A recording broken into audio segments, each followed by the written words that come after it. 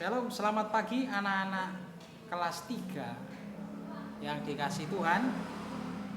Mari kita buka halaman 30 ya. Pembelajaran kita memasuki pembelajaran 4 ya. Jadi Allah hadir dalam berbagai gejala alam ya. Natsnya terambil di dalam Mazmur 107 ayat 29 dan Markus pasal 4 ayat yang 35 sampai 41 ya. Kita melihat bahwa Allah hadir dalam gejala alam. Tuhan menciptakan bumi dan alam semesta dalam keadaan yang sangat baik ya. Ketika Tuhan menciptakan langit dan bumi, itu semuanya dalam keadaan baik ya. Tuhan berkuasa atas segala ciptaan ya. Hanya dengan menggunakan firman, maka segala sesuatu bisa terjadi ya. Maka Allah berfirman, terjadilah ya. Jadilah. Firman Tuhan itu mencipta. Jadi pada pelajaran ini anak-anak ya, kita harus tahu bahwa Tuhan itu hadir dalam segala gejala alam ya. Bagaimana pengalamanmu sehari-hari bila kamu mendengar petir atau hujan dan gunung meletus? Bagaimana perasaan kamu, Darren, ketika kamu mendengar suara petir? Dar! Gimana? Takut apa senang? Takut. Takut. Kenapa takut? Karena petir menyambar sangat kuat. Menyambar. Iya. Kalau hujan langsung keluar, hujan-hujan. Iya. Iya. Nggak takut kalau hujan. Kenapa tidak takut? Karena nggak ada petir, karena air ya. Iya. Loh, tapi kadang-kadang bisa muncul petir loh ya. Ya. Ya. Itu pengalaman kamu ya. Gejala alam adalah tanda-tanda terjadi di alam ya, dan dapat dirasakan manusia maupun makhluk lainnya ya. Biasanya kalau gejala alam itu ya hujan salah satunya ya. Apalagi gunung meletus ya, topan ya. Topan itu juga, pernah lihat topan enggak? Muter ini ya, Pak Yusi pernah lihat videonya. Ya.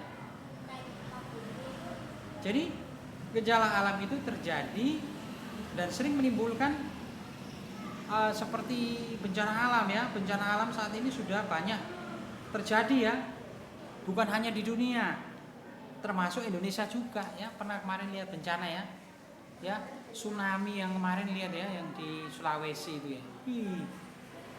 Ya, sangat menakutkan ya.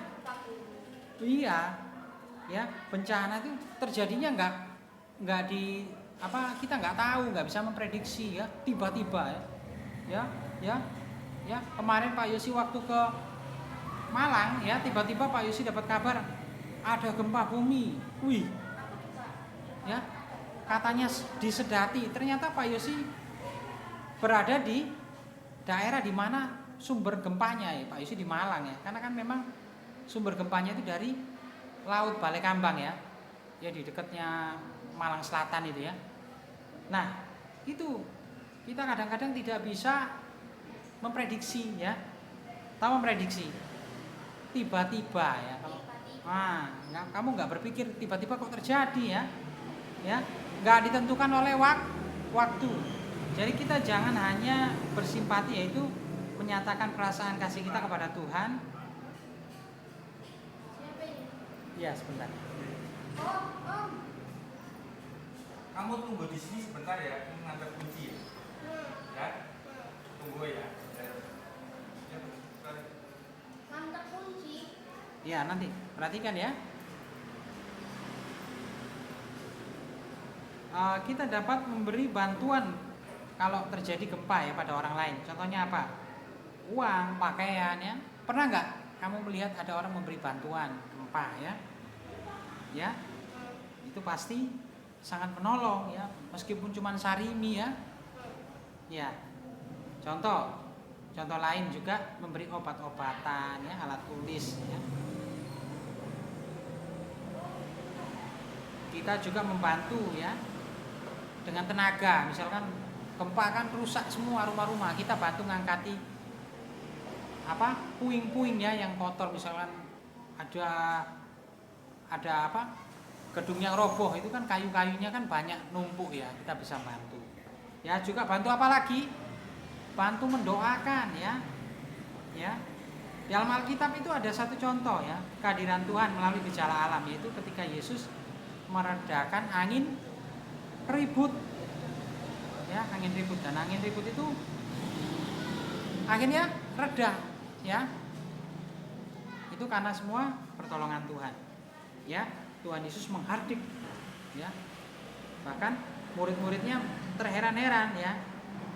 Ya anak-anak ya.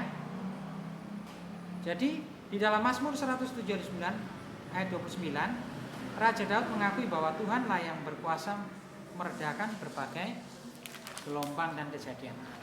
Ya. Anak-anak yang terkasih, mari kita buka halaman 32, yaitu ada 2 soal kamu kerjakan ya.